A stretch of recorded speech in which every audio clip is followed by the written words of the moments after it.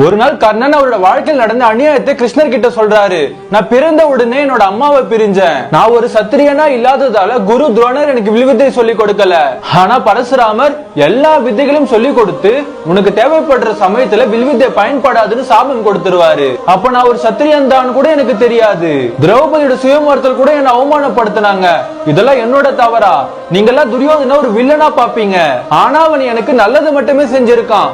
எல்லாருமே என்னை விட்டு போனாங்க. ஆனா என் கூட நின்னவன் துரியோதனன் மட்டும்தான். அதுக்கு கிருஷ்ணர் என்ன பதில் சொல்றாருன்னா, கர்ணன் நான் சிறையில தான் பிறந்தேன். பிறந்த உடனே என்னோட அம்மாவை பிரிஞ்சேன். நான் பிறக்கிறப்போ மரணம் எனக்காக காத்துட்டு இருந்துச்சு. சின்ன வயசுல என்னோட மாமா கம்சனை கொன்னதுக்கு எல்லாருமே என்ன தப்பா பேசுனாங்க. சரி, அது கூட வேணாம். துரியோதனன் போர்ல ஜெயிச்சா உனக்கு பேர் புகழ் எல்லாம் கிடைக்கும். ஆனா நான் ஒரு சாரதி. தர்மன் போர்ல ஜெயிச்சா எனக்கு என்ன கிடைக்கும்? ஒண்ணு புரிஞ்சுக்க கர்ணா, நம்ம வாழ்க்கையில எவ்வளவோ பிரச்சனை இருந்தாலும் எது சரி எது தவறுன்னு உங்க மனசாட்சிக்கு தெரியும்.